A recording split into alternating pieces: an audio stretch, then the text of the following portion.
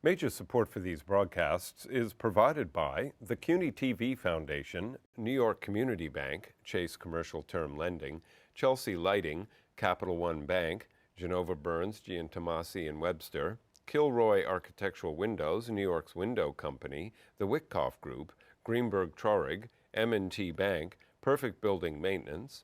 Additional support is provided by Ackman Ziff Real Estate Group, Bank of America Merrill Lynch, Briarwood Organization, C.B. Richard Ellis, Colliers International New York, Cushman and Wakefield, Dime Savings Bank of Williamsburg, Douglaston Development, Levine Builders, DDG, Friedman LLP, Accountants and Advisors, Flushing Bank, Herrick Feinstein LLP, Investors Bank, James D. Kuhn Real Estate Center at Syracuse University, James Orphanides, Centurion Holdings, John Katsimatidis, Red Apple Group, Corman Communities, a.k.a. Hotels, Madison Realty Capital, Margolin Weiner and Evans, LLP, Certified Public Accountants and Business Advisors, Massey Knackle Realty Services, New Banks, Meridian Capital Group, Newmark Grubb Knight Frank, Popular Community Bank, Sterling & Sterling, SJP Properties, Stonehenge Partners, and these friends.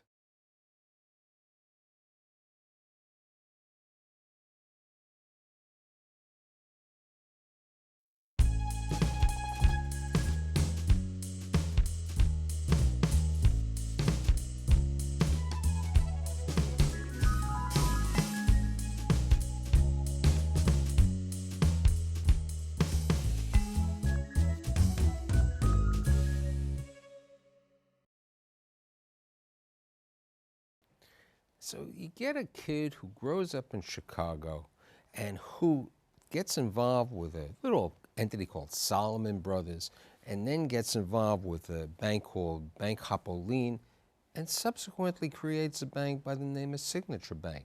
And I'm really lucky to have a friend and the chairman of the board of Signature Bank, Scott Shay. Thanks for being here today. It's really great to be here, Michael. So Scott, let's go back and talk to me about your grandparents, because I think talking about your grandparents and your parents is very important.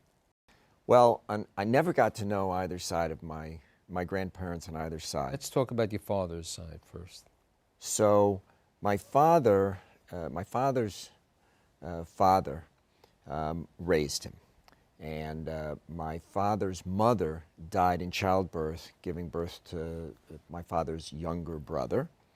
And my father was about 3 years old when his mother passed away. So his father raised him, taught him a trade, sent him to Cheder in Švėkšna, Lithuania, and worked hard and had the sort of classic shtetl Jewish life in Švėkšna, Lithuania, from everything that my father told me. And then the Nazis came. And my father and grandfather were accosted, thrown into lines. Your father was like 13 at this time, right? My father was 13 when the Nazis came to Švėkšna. And my father was separated from his father. And as it turns out, my grandfather, Shmuel, was murdered right in Švėkšna. And my father, at 13, a very strong, robust sort of fellow, was taken for slave labor and worked in slave labor for 3+ years before being in the concentration camps. Now, you said to me the interesting thing is for your father to survive, he learned carpentry. Yes. Right, which subsequently helped him in his later life. And your father, from the slave labor, then goes into the camps. Yes. And then he's liberated from the camps. And tell me the story about it. He weighed 60 pounds. So he had as he would say, he had the good fortune to be liberated by the Americans. And he was probably, as he told me, days, weeks, at most months away from death. And the Americans who liberated him realized they couldn't just give him food. He was too frail, too ill, too close to death, so they took him to a hospital. And he was in a hospital in the American zone for about a year. So how old is your father when he's liberated? So my father, when he's liberated, is about 18, 19. He's in the hospital for another year. He's about 19 when he finally gets out of the hospital. So what happens then? Then we'll talk about your mother's side. You said to me, your father knew no one in America. He knew no one in America. He was put in a displaced persons camp, and he became part of the local police force. I still have his commendations for being part of the American Zone Police Force. And a doctor in Chicago who had no connection to him, had never met him, no family relation, sponsored him to come to America, to come to Chicago. We still have the papers from that. So he made his way to Chicago, not knowing anything about what was there. So he ends up in Chicago, and what does he do? Well, he had his carpentry skills, so he started working as a carpenter right away. We'll get back to that. So tell me about your mother's side, because they came over many years earlier. Right. My mother's father, Aaron, was drafted for the Tsarist Army, and he escaped. He ran, got on a boat to America somehow, and then he arrived here in time for the beginning of World War I. And he went back. So he volunteered, went back on another boat as an American soldier. And then how did he end up back in Chicago? Well, he had grown up, he had somehow had a connection to Chicago that was through some distant family to the old west side of Chicago. It was a luck of the draw, practically. And your grandfather from your mother's side, what did he do? He was in retail sales for most of his life. Now, so your father is 20 years of age, having no real relatives alive. He never knew any of them. You said maybe there were some distant relatives. And he's living in Chicago, working in carpentry. Yep. How does he meet your mother? Well, my mother at the time that they met was about 20, had just turned 22. And her mother had passed away already. And my mother's father, Aaron, was very worried she was an old maid at 22, as he said. He couldn't believe she wasn't yet married. So he would send her off to these parties and mixers. And one night he said, "You're going, here's an ad, a flyer for a party, you're going." And he practically threw out the door an address to go to this party. And of course, that was the night she met my father. So your parents get married. You were saying to me, okay, you're an only child. And I am. So when did your parents get married? Like 1950? They got married in 1955. My father was older than my mother. And my father had done some work, getting his English skills. So he took a little while getting going there. But in 1955 they met. Or actually in 1954 they met. In January 1955 they married. Now, so you're born, and you were saying to me it was very austere conditions. So they lived in a one-bedroom apartment with relatives or something like that? We lived in a one-bedroom apartment. They had the bedroom. My parents had the bedroom. I lived in the dining room. I had one of these sort of cover-up, pull-out Right, and couches. then there was a relative there and also. And then my mother's brother, who had just came back from the Korean War. He didn't have a place, so he lived in the living room. And so that couch was his, the other couch was mine. So there were four of us living in, and occasionally someone else. Now, you were saying to me that your dad started as a carpenter, and then he got more involved as a contractor, right? So he was ambitious and decided to become a carpenter contractor. So he started taking jobs, started hiring some people, and basically worked his life as a carpenter contractor in Chicago. So let's talk about you. So young Scott, now where in Chicago did you grow up? We grew up in East Rogers Park on Farwell, Greenleaf, and Estes. So growing up, what type of work? Well, you went to school. You went to a regular public school, you said to me. I went to regular public school until 11th grade. And what happened then? So then I decided to transfer to Ida Crown Jewish Academy. I had been very interested in learning more about Judaism and more about Jewish history texts, and I had been going to after school Hebrew school, high school, and then I finally decided to make the big leap. So you spent 2 years at Ida Crown and you graduated. But when you were at Ida Crown, did you go to Israel? Did you? I went to Israel my Later junior on. year abroad. Okay, Yes. we'll talk about that later on.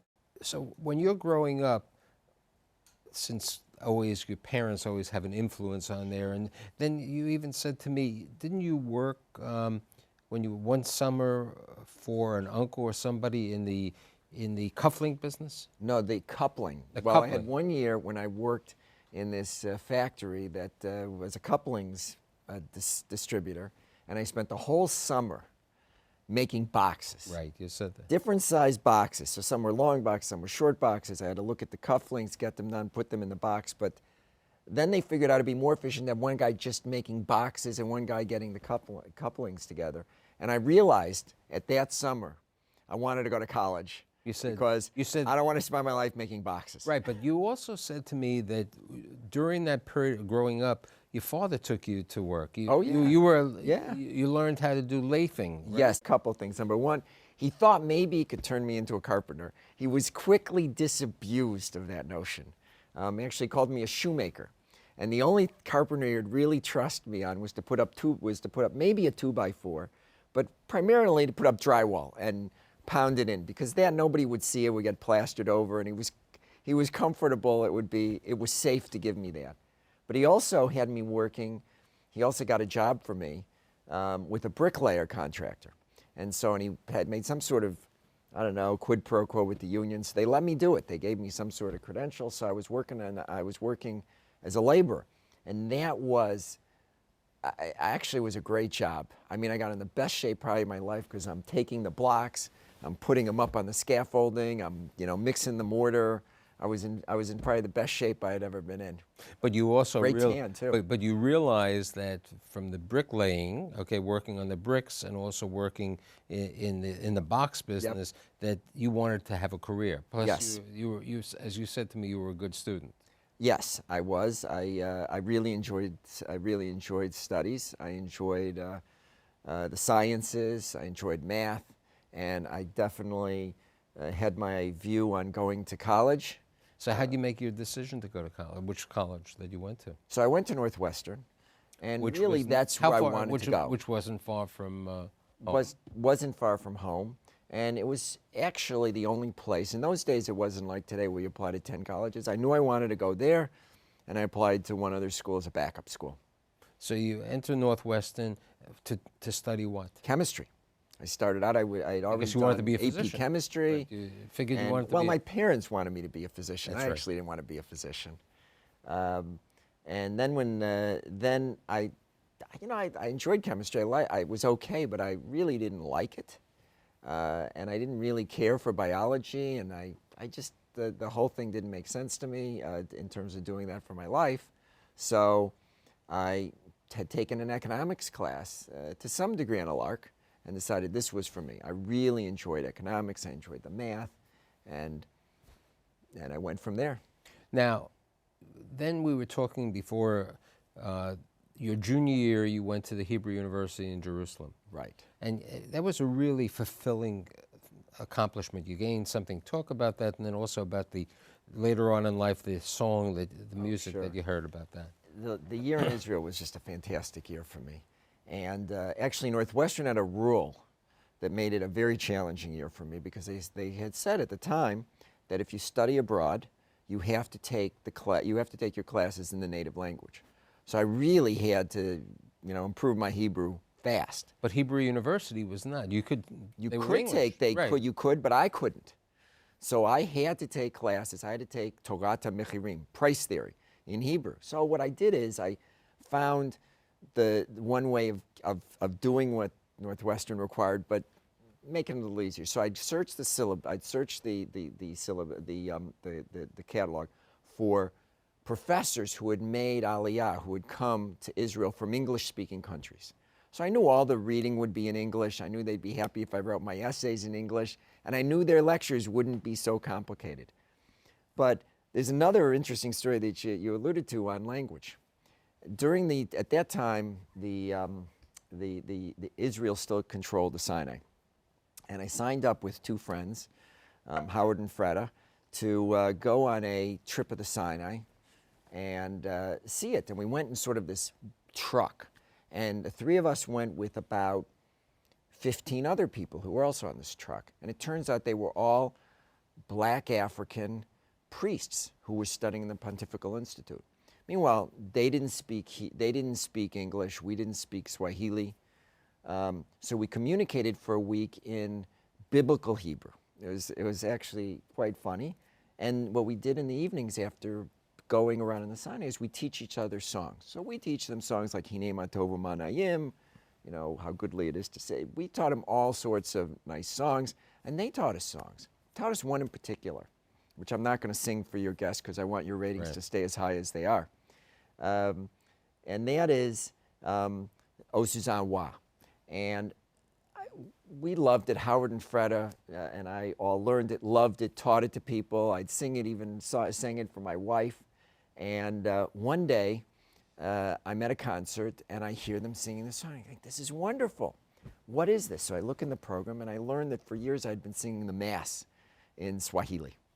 You come back for your fourth year, and then you decide to go to graduate school. Yes. Okay, and you went to Kellogg. I went to Kellogg, and that was a great experience. And while at Kellogg, I learned what investment banking was and decided this is what I wanted to do. Now, what happened was, Solomon Brothers was the legendary place, and that's where you met your partner, Lou Ranieri.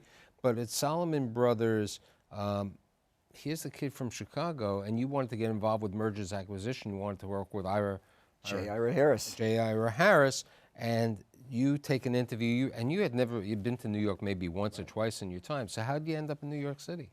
Well, I wasn't expecting to end up in New York City. I was a Chicagoan, and you can still tell them from my accent. But I wanted to work for J. Ira. He was in Chicago, and they said, you know what?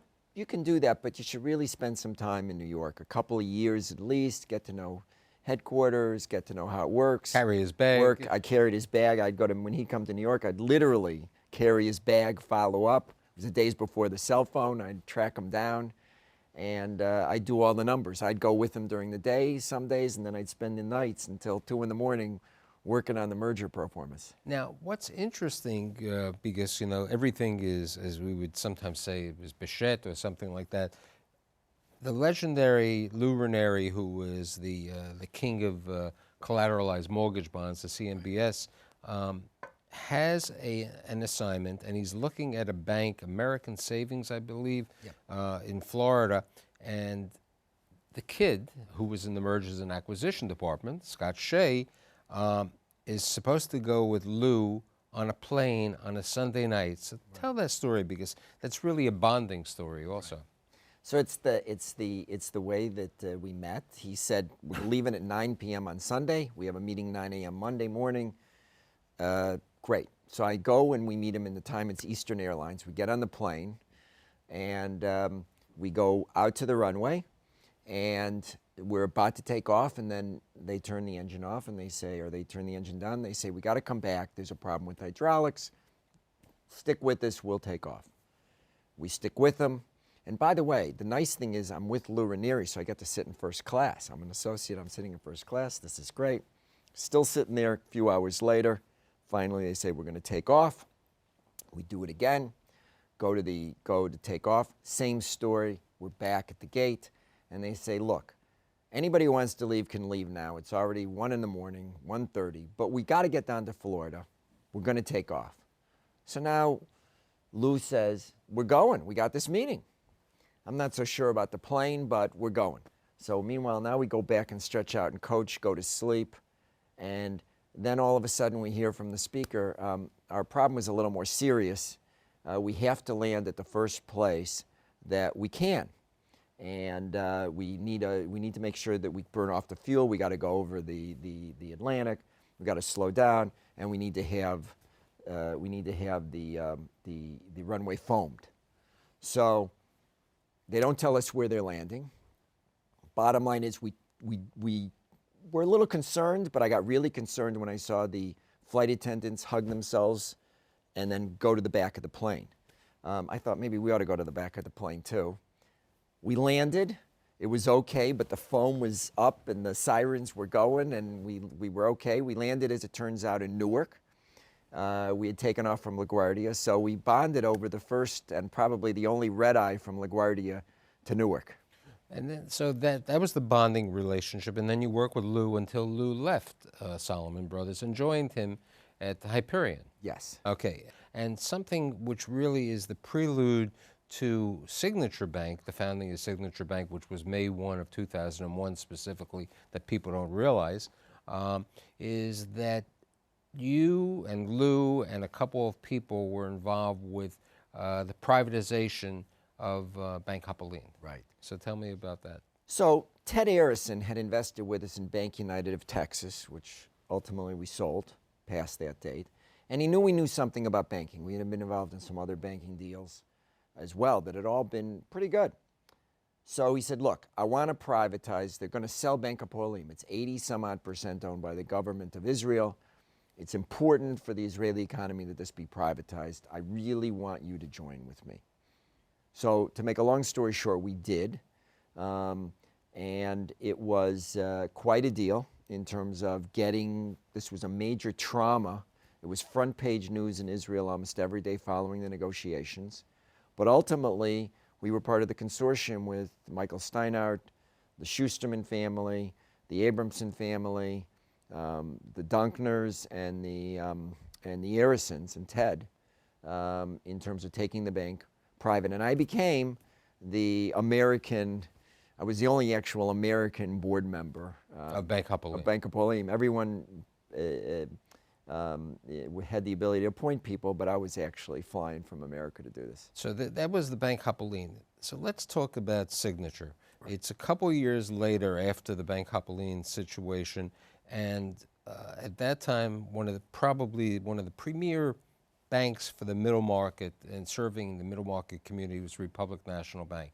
And Edmund Safra really was a brilliant individual, and Edmund decides to sell the bank to HSBC. Yes. And what happens? So let me just back up for 1 second. I had been telling the folks at Bank Hapoalim, my fellow board members, the investors, New York, it's overbranched but underbanked. There's just a huge opportunity here, particularly in the middle market, because you used to have Chemical, Manny Hanny, Chase, a whole bunch. Now they're all one. You had EAB, you had Marine Midland. Everybody's consolidating. We used to focus on the middle market. So I'm telling them this, and then one day I see on my Bloomberg, I came in the morning and I see HSBC had bought or had agreed to buy Republic, and I thought, boy, this is great. I know the guys at Republic, and the people who are the senior people in the private client group, and I arranged a meeting through Ken Bartho with John Tamberlane and Joe DiPaolo, and I said, I think there's a great opportunity to start a bank from scratch here in New York, and you know, both of them, or you two, are the This folks is who run it. 1998 or 99? This is 1999, and they thought I was crazy. Start a new bank. They had a list of 8 different possibilities of what they might do, and I was number 8.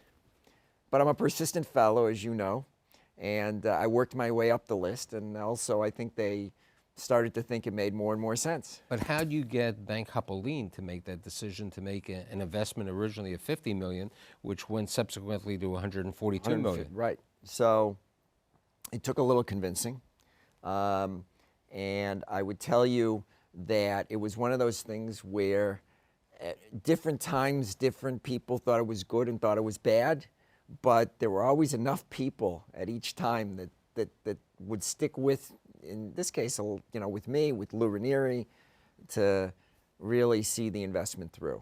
And they finally did it, and once they made the investment, of course, Right. they were pregnant. So they made the investment, they made the initial capitalization of the bank, and they owned the bank originally. Right, 100% of it. How they decide to then sell it to you, which happened to be one of their best investments that they ever made. Yes, well, the bank I think it's fair to say the performance of Signature Bank really surprised them that it could turn out so well. And we went public. We broke even after 21 months. We went public after 34 months. And we were just making a nice profit for a bank that had just started up. And the stock price reflected that to some degree. So they basically were able to sell out in a public offering and they made a 44% IRR, which is pretty good in the banking business for an IRR. So they were pretty happy. And at this point now, we're totally independent. So, we're a public bank, and from that point on, we haven't looked back. So from May 1 of 2001 to, let's say, December 31 of 2011, you grew from zero in deposits to what, close to 17 billion? Yes, close to 17 billion. As I like to say, we were the 8,400th largest bank in the country by deposits, and now we're we're about in the 60s in terms of largest banks in the country in terms of deposits. And during this period of time, you spent more time. You were always the chairman of the board of the bank, but you always kept involved with Lou. Yes. With Hyperion and Runeri Partners. Yes. And certain other endeavors. Yes. Now, how does somebody who's a banker, a mergers and acquisitions, an investment specialist, decide one day to write a book called Getting Our Groove Back? How to Energize American Jewry? Well, as you know, Michael, I'd been really involved in the Jewish communal world. And I saw so many. We're all inundated with different great causes. And I was thinking, there's really not a business plan for American Jewry for how we can continue to flourish and be important and make a difference on this planet. Because there's so many different ways to support the Jewish community that we might do too much and end up not doing the right thing. So I spent a lot of time doing research. I had been chairman of the Commission on Jewish Identity and Renewal of UJA. A lot of time doing research on what are the most potent, what are the most effective, what are the programs that have the most leverage. And I felt the only way I could communicate that is to write a book. What do you feel the mission of the book is? I think the mission of the book is to say that that being Jewish and the Jewish people can change the world. How we continue to have a Jewish people by education, informal, formal, and other experiences, trips to Israel, birthright, teen trips, is very, very important because we live in a society where we're all Jews by choice. So how can we, and we all have a lot of competition for our time, and our kids are distracted, everybody's got a lot to do. How are we going to create those experiences, opportunities that are most potent, and how are we going to organize the Jewish community to support them? With 1 minute left, we better talk about the family. Okay. Your wife, how did you meet your wife? I met my wife through UJA as well. So, I have a lot to be thankful for to UJA. And you have a couple of children. I have 4. So thank tell God. me about the 4 children, the next generation of our groove back. There you go. So my oldest son, Benjamin, is working in Chicago. And he went to... He went to Northwestern, too. What is this, the Northwestern Alumni Association? So he's working in... He's working in Chicago. I have a daughter, Ariel, who's a junior at Northwestern currently. And then I have another daughter, Allison, who is a freshman engineering student at Northwestern. And then you have one more child. I have one more, my 14-year-old Abigail, who's currently a student at an amazing place. I urge your viewers to look into it, American Hebrew Academy. It's the only Jewish pluralistic boarding school in the United States. It's a fantastic place. So all I got to say is, with true humble roots, and I think your late father and mother would be very happy with what you've accomplished for business-wise, and I think more for the community. And with the book and with everything else, you've done a great job, and I'm thanking you for being here today. It's really been a pleasure. It's great to know you. Okay, thank you. Thank you.